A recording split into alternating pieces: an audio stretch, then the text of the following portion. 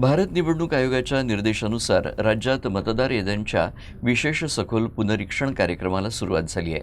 30 जून ते 29 जुलै या कालावधीत मतदान केंद्रस्तरीय अधिकारी अर्थात BLO हे घरोघरी जाऊन माहिती संकलित करणार आहेत। नागरिकांनी त्यांना सहकार्य करावं असं आवाहन जिल्हाधिकारी वर्षा मीना यांनी केलं आहे। जिल्हाधिकारी कार्यालयात आयोजित एका पत्रकार परिषदेत त्या बोलत होत्या। या विशेष सखोल पुनरीक्षण कार्यक्रमासाठी 1 ऑक्टोबर 2026 हा अर्हता दिनांक निश्चित करण्यात आलाय। 5 ऑगस्ट रोजी प्रारूप मतदार यादी प्रसिद्ध होणार असून 5 ऑगस्ट ते 4 सप्टेंबर या कालावधीत दावे आणि हरकती स्वीकारले जातील।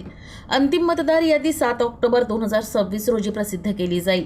अकोला जिल्ह्यातील 5 विधानसभा मतदारसंघांमध्ये एकूण 15,95,644 मतदारांची नोंद असून 1,741 मतदान केंद्रांवर 1,741 BLO नियुक्त करण्यात आले आहेत। त्यांना सहाय्य करण्यासाठी 4,708 कर्मचारी आणि 175 पर्यवेक्षक कार्यरत असतील।